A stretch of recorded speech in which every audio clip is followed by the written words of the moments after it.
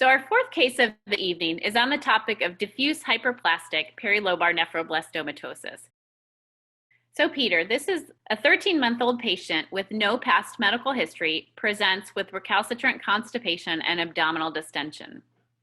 On physical exam, this child was found to have an abdominal mass and underwent cross-sectional imaging that included this CT scan. What do you think, Peter? This pictures represent one of the rarest lesions that we see in patients with renal masses. This is diffuse hyperplastic perilobar nephroblastomatosis, and this is a pre-malignant lesion.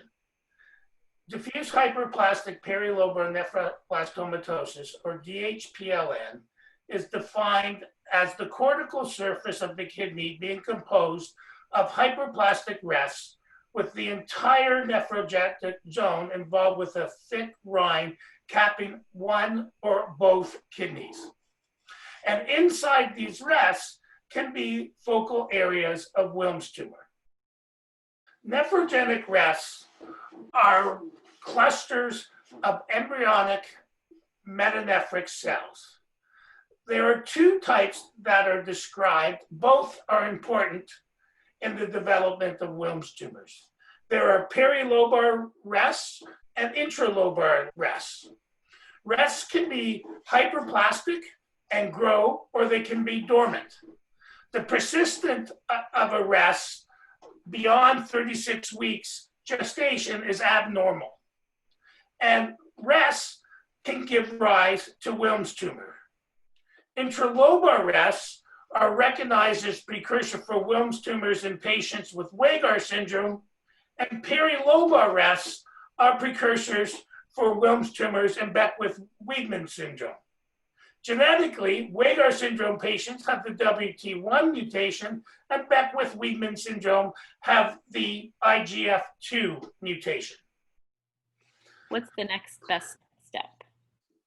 So the best step is to start chemotherapy with 2 drugs and reimage after 2 cycles. Patients with diffuse hypoplastic perilobar nephroblastomatosis, if left untreated, 100% will develop Wilms tumor.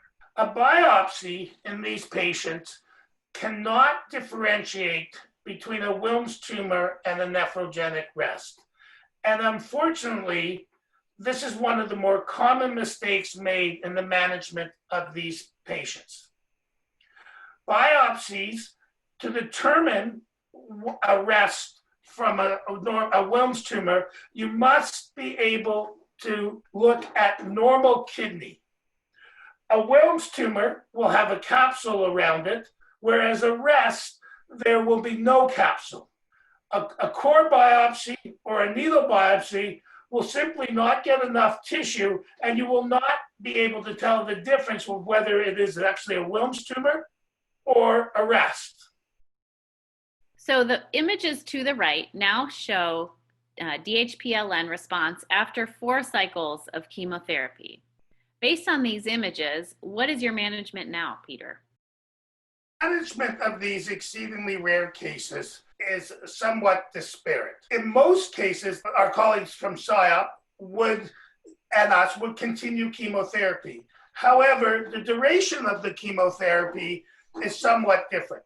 The PSYOP group will typically treat these patients for 1 year with 2-drug chemotherapy, whereas on the recent 534 study, these patients were treated for just 19 weeks. The concerns about prolonged treatment have been that some patients with prolonged chemotherapy developed anaplastic histology thought to be by selection. The problem with the short duration of chemotherapy did not prevent the development of Wilms tumor in about 1/3 of patients.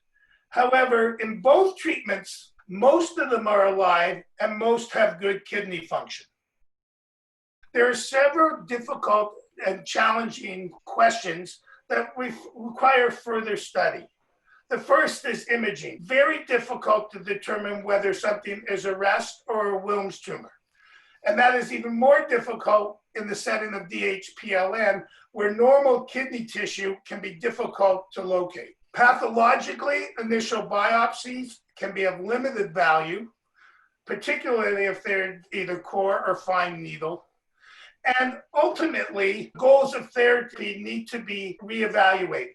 Prevention of Wilms tumor may not be possible in all patients, and short course of chemotherapy did not appear to alter significantly the course in patients. However, longer courses do have negative effects. As mentioned earlier, most children who have the disease tend to be alive and have kidney function.